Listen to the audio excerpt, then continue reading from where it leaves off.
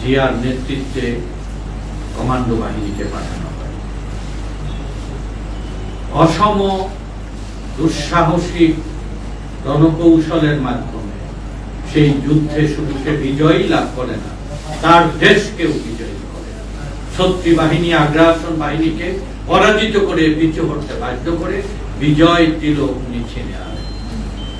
পৃথিবীর সামরিক ইতিহাসে ক্যানকানাম যুদ্ধ কেন্দ্র সমস্ত দুনিয়ার সামরিক শাসকদের করানো হয় কি করে একটা অসম একটা যুদ্ধে কি বীরত্ব আর কি রণকৌশল এবং কি কৌশলের মাধ্যমে জিয়াই বিজয় ছিনে আনলেন। দ্বিতীয়, উনি আবার ব্যারাকে ফিরে গেলেন। শোষিত বঞ্চিত এই বাংলার ভাগ্যহত মানুষ যখন স্বাধীনতার স্বপ্নে উজ্জীবিত হয়, মুক্তির আকাঙ্ক্ষায় যখন মানুষ সংগঠিত হয়, একটা শোষণহীন বৈষম্যহীন একটা বাস উপযোগী বাংলাদেশ গঠনের জন্য যখন দেশের মানুষ ঐক্যবদ্ধ হয়, চূড়ান্ত লড়াইয়ের মুহূর্তে রাজনৈতিক নেতৃত্ব যারা প্রতিবেশী দেশে যারা পলায়ন করে তারা সেখানে রিফিউজি হিসেবে আশ্রয় গ্রহণ করে, আর তাদের প্রধান নেতা শেখ মুজিব পাকিস্তানি বাহিনীর কাছে আত্মসমর্পণ করে। দেন দরবার এবং কম্প্রোমাইজের একটা অশুভ চেষ্টার একটি দুর্যোগপূর্ণ মুহূর্তে দেশবাসী মুক্তির এক ধ্বনি শোনার জন্য অপেক্ষা ছিল। দেশের মানুষের এই আকাঙ্ক্ষাকে ধ্বনিত করে ধারণ করে 1971 সালের 26শে মার্চ এগিয়ে আসলেন তার ইস্ট বেঙ্গল রেজিমেন্ট দিয়ে। তার ফৌজ প্রধানকে গ্রেফতার এবং বন্দী করে উনি ঘোষণা করলেন উই রিভল্ট। স্বাধীনতার এই ঘোষণা সারা দুনিয়াতে তরঙ্গের মতো ছড়ে পড়ল। বাংলাদেশের নেতৃত্বহীন লড়াইয়ের মাঠে নিয়োজিত ছাত্র শ্রমিক জনতা দেশপ্রেমিক মানুষ এক দিশা পেলেন। রক্তাক্ত 9 মাসের লড়াই এক সাগর রক্তের বিনিময়ে বাংলাদেশ স্বাধীন হলেন। জিয়া ফিরে গেলেন ব্যারাকে। দেশ রক্ষার জন্য, দেশের সুরক্ষার জন্য সেনাবাহিনীকে পুনর্গঠন করলেন। রাজনীতির এই ক্ষমতার এই অলিতে গলিতে উনি কখনোই পদাচরণ করেননি। শৃঙ্খলা এবং তার উপরে উদ্বৃত্ত কর্তব্য নিয়ে উনি দায়িত্ব পালন করার জন্য সচেষ্ট ছিলেন। দেশ যখন পুনর্বার এক দুর্যোগে আসলেন, দুঃশাসন আর অপশাসন, দুর্ভিক্ষ আর জাতীয় স্বার্থের সাথে বিশ্বাসঘাতকতা করার কারণে প্রতিবাদী জনগণ যখন পথে প্রান্তে জীবন দিচ্ছে, লড়াই করছে, দুর্ভিক্ষে মানুষ মরছে, এই সমস্ত ঘটনা প্রতিঘটনা জাতীয় আন্তর্জাতিক ঘাত আর প্রতিঘাতে 1977 সালে দুষ্কার পতন ঘটে 15ই আগস্ট। তারপরে একটার পর একটা কুদেটা পাল্টা কুদেটা চলতে থাকে এবং জিয়াউর রহমান সেনাপ্রধান হিসাবে ব্যারাকে তাকে বন্দী করে বিপ্লবে। এই বন্দী করার এই সংবাদ যখন সেনা ছাউনিতে ছড়িয়ে পড়ে, সাধারণ সৈনিকরা বিদ্রোহ করে জিয়াকে বন্দী দশা থেকে মুক্ত করে রাজপথে বেরিয়ে ঘোষণা দেন সিপাহী জনতার বিপ্লবে। এই বিপ্লবের ধারাতে উনি রাষ্ট্র ক্ষমতায় আসীন হয়ে মাত্র 3.5 বছর সময়কালে বিশ্ব দরবারে বাংলাদেশকে একটা মর্যাদার দেশে পরিণত করেন। সারা দুনিয়ার কাছে বাংলাদেশকে পরিচিত করেন এক সম্ভাবনাময় বাংলাদেশের পরিচিতি স্বীকৃতি আদায় করেন। 3.5 বছর শেখ সাহেব ক্ষমতায় ছিলেন। অনেক স্বপ্ন পদদলিত করে আর কোন স্বপ্ন না দেখে জিয়া বাংলাদেশকে একটি আদর্শের শক্ত ভিত্তির উপর দাঁড় করে ইতিহাসে অমর হয়ে রয়েছেন। জিয়াকে শুধু সামরিক একজন বিশেষজ্ঞ হিসাবে, একজন সেনানায়ক হিসাবেই আজকে গবেষণা করে না, বাংলাদেশের এই স্বল্প সময়ের শাসনে সারা পৃথিবীতে সফল রাষ্ট্রনায়কের যে কয়েকজন চরিত্র পড়ানো হয় বিশ্ব রাজনীতিতে, তার মধ্যে জিয়ার নাম পড়ানো হয়। ওয়াশিংটনের কথা, আমাদের লিকুয়ানের কথা, অন্যান্যদের সমস্ত সফল রাষ্ট্রনায়কদের মধ্যে জিয়াও স্থান পেয়েছে নীরবে মানুষের শ্রদ্ধা এবং ভক্তিতে। জিয়ার গঠিত দল বাংলাদেশের মানুষের মনের মণিকোটায় শ্রদ্ধা ভালোবাসায় এখনো জল রয়েছে। যখনই দেশে নির্বাচন হয় তখনই তার দল, জাতীয়তাবাদী দল, তার দলের প্রতীক ধানের শীষ, তার 19 দফা কর্মসূচি, মানুষের প্রতি দরদার ভালোবাসায় মানুষ সম্পৃক্ত হয়ে তাকে নির্বাচিত করে। আর এই নির্বাচনী বিজয়টা অভাবনীয়, বিস্ময়কর কখনো কখনো মানুষের কাছে মনে হয়েছে। জিয়াকে হত্যা করার পরে যারা ষড়যন্ত্র করেছিল যে বাংলাদেশের এই প্রেক্ষাপট থেকে আবার তাদের এই আধিপত্যবাদের কালো থাবায় বাংলাদেশ একটা কলোনি রাষ্ট্র হিসাবে থাকে। আমরা চেয়েছিলাম স্বাধীনতা, ভারত চেয়েছিল এখানে নিরঙ্কুশ একটা কর্তৃত্ব, আধিপত্য এবং নিয়ন্ত্রণ করা, যা একটা করদ রাজ্যের পরিণতি। বাংলাদেশের মানুষ কখনোই পরাভব মানেনি, কখনোই তারা পরাধীনতা মানেনি। ব্রিটিশের বিরুদ্ধে বিদ্রোহ, ইংরেজের বিরুদ্ধে বিদ্রোহ, সশস্ত্র বিদ্রোহ, পাকিস্তান থেকে মুক্তির যে লড়াই, সামরিক দুঃশাসনের বিরুদ্ধে লড়াই, গণতন্ত্র এবং মুক্তির লড়াই, এদেশের মানুষ কখনোই পিছু পড়ে। সেই স্বাধীনতাকামী জনগণ তার অধিকারের জন্য তারা বেছে নেন এই জিয়ার দল বিএনপিকে মানুষের মনের ভালোবাসায় স্থান দেয়। এবং 1991 সালে জিয়াকে হত্যা করার পরে 9 বছরের দুঃশাসনে তার আধিপত্যবাদ এবং বাংলাদেশের এই দুঃশাসকের আধিপত্যবাদের যে পুতুল চক্র, আওয়ামী লীগ মনে করেছিল বিএনপি নিঃশেষ হয়ে গেছে। এরশাদের পতনের পরে নির্বাচন দেওয়ার সময় হাসিনাই ঘোষণা করেছিল বিএনপি 10টা সিট পাবে না। মানুষ বিএনপিকে বিজয়ী করে খালেদা জিয়ার নেতৃত্বে সরকার যতবার নির্বাচন হয়েছে, নিরপেক্ষ নির্বাচন, ততবার বিএনপি বিজয়ী হয়েছে। বিএনপিকে নির্বাচনের মাধ্যমে পরাজিত করা সম্ভব নয়, এটা ভারত এবং আওয়ামী লীগ বুঝেই বাংলাদেশে একটা আন্তর্জাতিক চক্রান্তে 1-11 ঘটিয়েছিলেন 2007 সালে। এই 1-11 ঘটিয়ে 2008 সালের নির্বাচন, 2014 সালের নির্বাচন, 2018 সালের নির্বাচন, 2024 সালের নির্বাচন একটা পাতানো, সাজানো, ভোটবিহীন একটা ক্ষমতা কুক্ষিগত করে রাখার এক চক্রান্ত হিসাবে দুনিয়ার কাছে অভিহিত।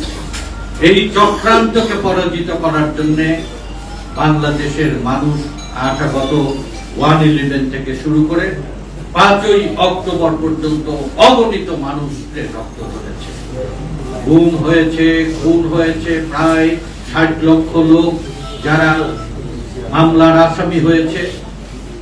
প্রতিবাদী জনগণের সন্তানদের চাকরি ছিল না, ব্যবসা করার সুযোগ ছিল না। অনেক সরকার বিরোধিতা করার কারণে অনেকের ঘরের আসবাবপত্র লুট করে নিয়ে গেছে, ক্ষেতের ফসল কেটে নিয়ে গেছে, মাছ, ওয়ালের গরু পর্যন্ত লুট করে এক দুর্বিষহ ত্রাসের রাজত্ব করেছে।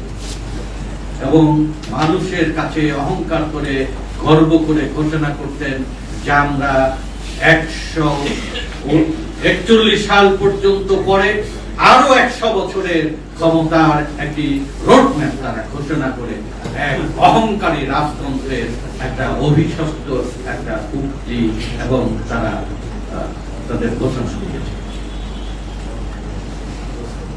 পৃথিবীর ইতিহাসে ইসলামের 2টি দৃষ্টান্ত গোটা মানব জাতির কাছে দৃষ্টান্ত হিসেবে তুলে ধরেছে। এক হচ্ছে নমরুদ আর ফেরাউন। যখনই কেউ অত্যাচারী শাসকে পরিণত হয়, যখনই কেউ সীমা অতিক্রম করে, যখনই কেউ মানুষের পর জুলুম অত্যাচারের স্তর অতিক্রম করে, তাদেরকে আল্লাহ কোরআনে সুস্পষ্টভাবে নির্দেশ দিয়ে 2টি উদাহরণ রেখেছে। ফেরাউনকে মমি করে রেখেছে মানব জাতির কাছে দৃষ্টান্ত হিসাবে, আর নমরুদের শাসন আমাদের কাছে রেখেছে। আর আবাবিল পাখি দিয়ে যারা সেই আমাদের কাবাঘর ধ্বংস করার জন্য যারা এসেছিলেন তাদেরকে নিশ্চিহ্ন করার একটা উদাহরণ আমাদের কাছে আছে। যাই যে অত্যাচার করুক না কেন, সেই অত্যাচারের পরিণতি কি তাকেই ভোগ করতে হবে।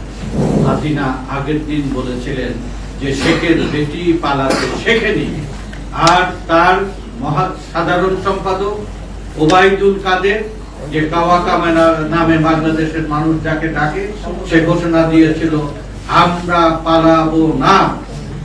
কিন্তু তারা কি শুধু তারাই পালিয়ে গেলেন না, তার নেত্রী পালিয়ে গেলেন না, গোটা দল, গোটা মন্ত্রী পরিষদ, গোটা সংসদ সহ গোটা দল এইভাবে পালিয়ে গেল। এটা আমাদের কাছে একটা পরিণতি, একটা দৃষ্টান্ত হিসাবে আমাদের কাছে। ছোট্ট উদাহরণ দেব, ব্রিটিশের সাথে যারা কোলাবোরেটর হিসাবে কাজ করেছে, দেশের স্বাধীনতা মুক্তির সংগ্রামে যারা বিরোধিতা করেছে,